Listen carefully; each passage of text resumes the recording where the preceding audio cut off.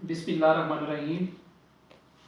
आज हम बात करेंगे कि सेल्फ एनालिसिस क्यों इतना ज़रूरी है। मतलब अपनी गलतियों के ऊपर, अपनी खामियों के ऊपर, अपनी कोताहियों के ऊपर काबू पाना, उनको जानना क्यों इतना ज़रूरी है।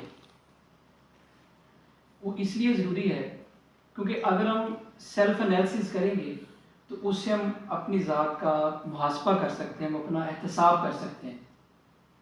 और एहतसाब जो है वो अपनी ज़ात का वो बहुत ज़रूरी है, क्योंकि उसके बगैर हमें अपनी कोताहियों का, अपनी खामियों का पता ही नहीं चल सकता।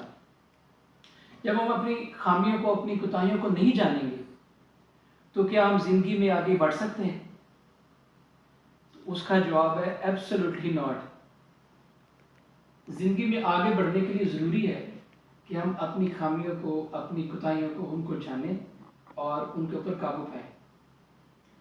इसकी एक मिसाल आप ये भी दे सकते हैं कि जैसे जैसे हम सब लोग डॉक्टर हैं, तो हम ज़ाहिर डायग्नोसिस के बगैर कोई ट्रीटमेंट नहीं कर सकते। अगर हम अपनी खामियों को ना जानें और ऐसी ज़िंदगी गुजारते रहें तो इसका मतलब ये है कि जैसे हम विदाउट डायग्नोसिस ट्रीटमेंट करना शुरू कर दें तो फिर ज़ाहिर है वो तो एक फॉल्स ट्रीटमेंट हुआ ना, वो एक प्रॉपर ट्रीटमेंट तो नहीं होगा अगर हम बगैर डायग्नोसिस के करना शुरू कर दें। तो इसी तरह सेल्फ डायग्नोसिस, सेल्फ अकाउंटेबिलिटी भी इसी तरह ज़रूरी है ज़िंदगी में आगे बढ़ने के लिए। अब यहाँ पे एक सवाल है कि इसके रास्ते में कौन सी ऐसी चीज़ है जो रुकावट है, जो हमें अपना मुहासबा नहीं करने देती। वो रुकावट है हमारी अना, हमारी ज़िद, कि जो हमें मजबूर करती है, जो हमें ये कहती है कि हम ठीक हैं। हमारी अना ये ना जो हमें ये कहती है कि हम ठीक हैं और दूसरा गलत है। देखिए बाज़ का ये होता है कि दो लोगों के आपस के मामला आता है ना, अगर उनके मामलात में भी कोई ख़राबी हुई है तो ज़रूर उनमें एक की गलती होगी। दोनों की भी गलती हो सकती है, तो कम अज़ कम एक ही गलती तो लाजमी उसमें होगी। तो अगर दोनों यही कहें कि हम ठीक हैं तो फिर मामले की ख़राबी कैसे हुई? तो मामले की ख़राबी होती तब है जब दोनों में से किसी एक की गलती होती है या दोनों ही गलत होते हैं। तो मकसद बात करने का ये है कि जिसकी गलती हो उसको ऑन करना चाहिए। अगर हम छोटी गलती को ऑन नहीं करते ना तो उससे क्या होता है कि उससे वो फिर हम आगे ज़िंदगी में बड़ी गलतियां करना शुरू हो जाते हैं। जैसे हम एक झूठ छुपाते हैं तो हमें 100 झूठ छुपाने पड़ते हैं। इसी तरह जब हम एक गलती करते हैं और हम उसको एडमिट नहीं करते, उसको ऑन नहीं करते, तो फिर हमें और ज़्यादा गलतियां करनी पड़ती हैं। तो फिर खुदा न खासा ज़िंदगी में कोई बड़ा नुकसान ना उठा लें। इसलिए ज़रूरी है कि हम अपनी गलतियों की निशानदेही करें और अपनी गलतियों को ऑन करें। और अपोलोजाइज़ करने में, एक्सक्यूज़ करने में, ये इंसान का बड़ापन है। अगर कोई एक्सक्यूज़ कर ले, अपनी गलती को मान ले, तो ये उसका आला ज़रफ़ है, उसका बड़ापन है। इसकी एक मिसाल आप दे सकते हैं। हम सब लोग माशाल्लाह ड्राइव करते हैं तो इसकी बड़ी बेहतरीन मिसाल है। 3 लोग सफ़र पर रवाना हुए। उन तीनों ने आपस में ड्यूटीज़ असाइन कर ली। एक के ज़िम्मे था कि आपने सिर्फ गाड़ी ड्राइव करनी है, आपका और कोई काम नहीं है। दूसरे के ज़िम्मे था कि रास्ते में हम जहाँ कहीं भी रुकते हैं, हमारी रिहाइश का बंदोबस्त, कोई होटल का बंदोबस्त, या फिर कहीं खाना पीना है तो वो उसके ज़िम्मे था कि उसने अरेंजमेंट करनी है। और तीसरे बंदे के ज़िम्मे था कि उसने कैश को मैनेज करना है, उसने पैसों का हिसाब रखना है। तो इन्होंने आपस में ड्यूटीज़ एक दूसरे को असाइन कर ली। तो होना तो फिर ये चाहिए ना कि जिसकी ड्यूटी है वो उसको निभाए और बाकी उसमें इंटरफेयर ना करें। लेकिन जो ड्राइव करने वाला बंदा है, अब वो साथ बैठे हुए के साथ बार बार वो यही कह रहा है कि जी आप, मैं मिसाल दे रहा हूँ आपको, कि वो ये कह रहा है कि आपने कौन सा होटल किया है, या हमने क्या खाना पीना है, या हमारा मेन्यू क्या है, या वो उसके साथ बातों में उलझा रहता है। और अगर वो उस दौरान अपनी कोई मिसाल मोबाइल पे सर्च कर रहा है, वो भी होटल तलाश कर रहा है कि हम जा रहे हैं तो फलां होटल में हम स्टे करेंगे जाके, तो वो ज़्यादा उसका फोकस अगर उसके काम की तरफ ही हो गया, उसका ड्राइव में फोकस नहीं है, तो खुदा ना खास्ता रास्ते में कोई गाड़ी, मतलब अगली गाड़ी के साथ उसका कोई डिस्टेंस कम हो जाए, या कोई ब्रेक लगाने में उसको कोई प्रॉब्लम हो जाए, ठीक है, और वो उसके बावजूद अपनी गलती ना माने और वो अपनी बात पे मतलब बाजिद रहे कि नहीं कोई मसला नहीं जी, मैं तो बड़ा अच्छा ड्राइवर हूँ, तो कोई मसला नहीं, मैं कर लूँगा, आप बेफिक्र रहें। अच्छा, एक गलती तो ये होगी कि पहले वो इस चीज़ को एडमिट नहीं कर रहा कि वो अपने ड्राइव के ऊपर पूरा फोकस नहीं कर रहा।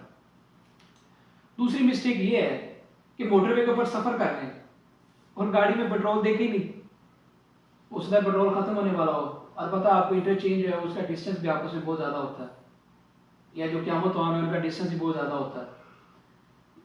तो वो पता चले जी तो गाड़ी में फ्यूल ही बहुत कम है, तो एक परेशानी बन गई।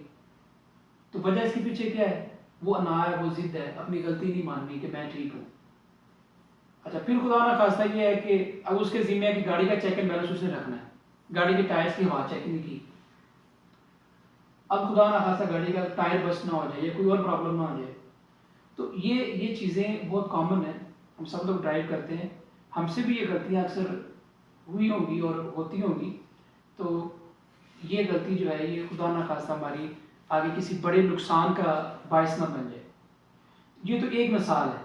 इसी तरह आप बहुत सारी मिसालें दे सकते हैं कि हम जब एक गलती करते हैं फिर उसके ऊपर डट जाते हैं, वो फिर उससे कहीं बड़ी गलती होती है जो हमें किसी बड़े नुकसान की तरफ ले जाती है। तो अपनी गलती को जब हम पता लग जाए कि हम गलत हैं तो उसको ऑन करें और फौरी जो है उसको उसके ऊपर काबू पाएँ। इसी तरह हमें अपने हल्का अहबाब में जो हमारे ख़ास दोस्त अहबाब हो, हमें उनको अलाउ करना चाहिए कि वो हमारे ऊपर तनकीद करें, हमें मतलब बताएं कि आपके अंदर ये खामियां हैं। उसको आप तमीरी तनकीद कह सकते हैं। एक होता है तनकीद बराए तनकीद, वो नहीं, तमीरी तनकीद होनी चाहिए। और आप उन लोगों को ये अलाउ करें जो आप पे खैर खां हैं, जो आपके साथ सिंसेर हैं। हर हाथ मिलाने वाला आपका दोस्त नहीं हो सकता। हर एक को तो आप ये अलाउ नहीं कर सकते कि वो आपके ऊपर तनकीद करे और आपको वो बताए कि जी आपके अंदर ये खामी है। सिर्फ आप उनको अलाउ कर सकते हैं कि जो आपके करीबी दोस्त अब आप। तो जाहिर है ये भी एक अच्छा तरीका है कि अपनी सेल्फ अकाउंटेबिलिटी का, कि दोस्त आपको बताएंगे यार आपके अंदर ये खामी है, तो इसके ऊपर आप काबू पाएँ और अपने आप को ठीक करें। इसके अलावा एक बड़ी खूबसूरत बात है जो हमारी इस पैगाम की जो सबसे खूबसूरत बात है वो ये है, एक बद्दू हजूर नबी करीम सल्लल्लाहु अलैहि वसल्लम की बारगाह में हाजिर हुआ और अर्ज़ करने लगा, या रसूल अल्लाह, मैं आदिल बनना चाहता हूँ। हजूर ने फरमाया, तुम जो खुद अपने लिए पसंद करते हो वही दूसरों के लिए पसंद करना शुरू कर दो, आदिल बन जाओ। इसका मतलब है कि जो चीज़ हम अपने लिए पसंद करते हैं अगर हम वही अपने दूसरे मुसलमान भाइयों के लिए पसंद करना शुरू कर दें तो ये भी एक बड़ा बेहतरीन तरीका है अपनी सेल्फ अकाउंटेबिलिटी का, कि हम पता लग जाए कि हम कहाँ पे खड़े हुए हैं। अगर हमारे ज़हन में ये है ना कि हम सिर्फ अपना सोचते हैं, सिर्फ अपनी ज़ात का सोचते हैं, दूसरों का फ़ायदा, दूसरों का नफ़ा नहीं सोचते, तो ये हमारी ज़ात का एक मनफी पहलू है। उसको आप कह सकते हैं कि ये हमारी खुद गर्जी है। तो ये कुछ पॉइंट हैं जो मैंने आपके पेश नज़र किए। तो बात का फिर बात ये है कि हम अपना सेल्फ डायग्नोज करके, अपनी सेल्फ अकाउंटेबिलिटी करके, अपनी शख्सियत में जो खामियां हैं, जो कोताहियां हैं, उनको डायग्नोज करके, उनको समझ के, फिर उनके ऊपर काबू पा के हम अपनी ज़िंदगी को बदल सकते हैं। बहुत शुक्रिया।